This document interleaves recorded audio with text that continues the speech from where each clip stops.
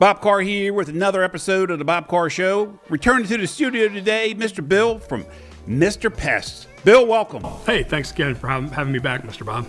Appreciate you, sir. So what's happening in the pest world? It's been a busy summer. We've had a lot of bees and wasps and hornet calls this year, a lot of bald-faced hornets and yellow jackets and European hornets, among other things. It's been a real busy July, August, and September.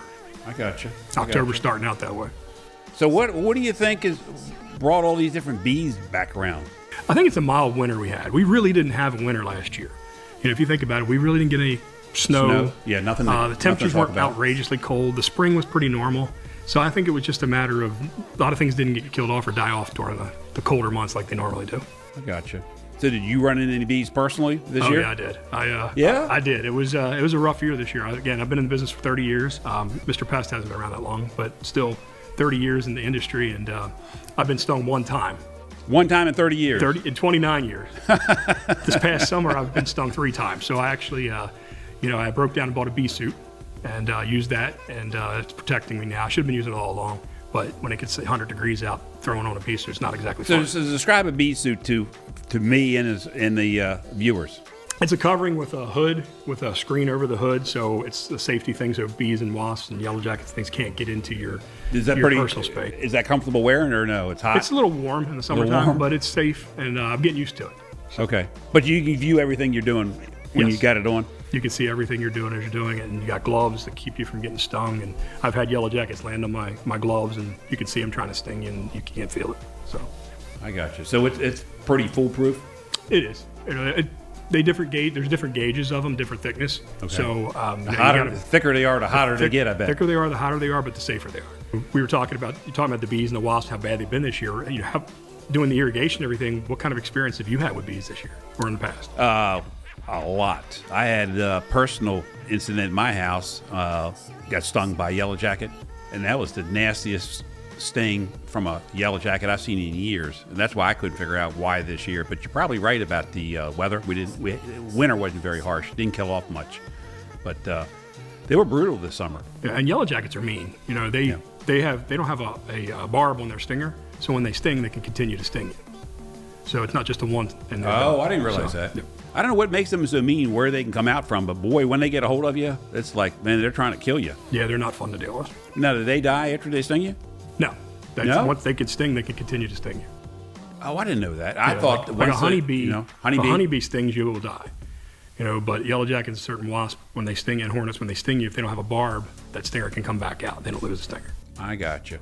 And I guess in our case, it's because of we're putting down water, and then we see them in our controllers all the time. But I guess because they're involved in that environment where they're always going to have moisture around. So I guess that attracts them into there. They live, and they keep on going.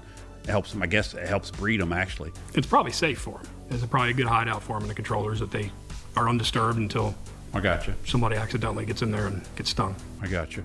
So what tips you have for our viewers for this fall, Mr. Bill? Well, a big thing this fall, we're coming up. I'm a big believer in that pesticides should be the last option when you're doing pest control. The first option should be controlling, the environment or correcting issues, gaps around windows and doors. People, you're caulking around your window or your door frames, make sure that's sealed up. Even if you have a small crack or gap, moisture can get in there, which will attract insects. And if it's a larger gap, like where the door meets the floor, if you can see light under there, a mouse or a rat possibly could get under your door and enter your house. And you don't want any pests or rodents in your home, especially in the fall. And the fall is the time to kind of do it. It's cooler out. You can get out there. You can see, look around your windows, inspect your foundation, look for cracks, gaps, anything that's like a business card width or whatever. Think about an ant that could get in, or an earwig or any kind of thing, any kind of insect. Or if it's bigger, the whole size of a dime, a mouse could get in. Size of a quarter, a rat can get in. So you look for those things and get those sealed up, and that way you can keep them from coming in to begin with. So when the weather changes, are they actually sourcing? They try to get into something warmer? Yes, think about like ladybugs and stink bugs. A lot of people see them in the wintertime. Yeah. And the reason is because they get back behind the siding, behind the shutters and the door frames and window frames, and they can overwinter in there. And the house is pretty much the same temperature inside year round. So you get one of those bright sunny days in the wintertime, and then you see ladybugs or stink bugs in the house. It's because they're overwintering around your window frames, door frames. I didn't realize that, because we do see them. So you got to do a good job of inspecting and sealing those things. A lot of people call me after they see them inside, at that point in the wintertime, it's a little too late. They're going to come out. So you got to make sure you do those things in the fall, and it's an ongoing thing. Home ownership's a big deal. You Sure. got to take care of your house. Question for you. Now, like the ladybugs that a lot of us do see in our homes, and stink bugs, is that a big deal for actually to try to exterminate them, or I kind of just tolerate them? Yeah, ladybugs are good. They're environmental. They're good for the environment. They take care of other things for us. So it's not something that you want to necessarily kill, but you do want to prevent them from being in the house. My theory is if they're not paying rent, they shouldn't be there. Folks want to get a hold of you.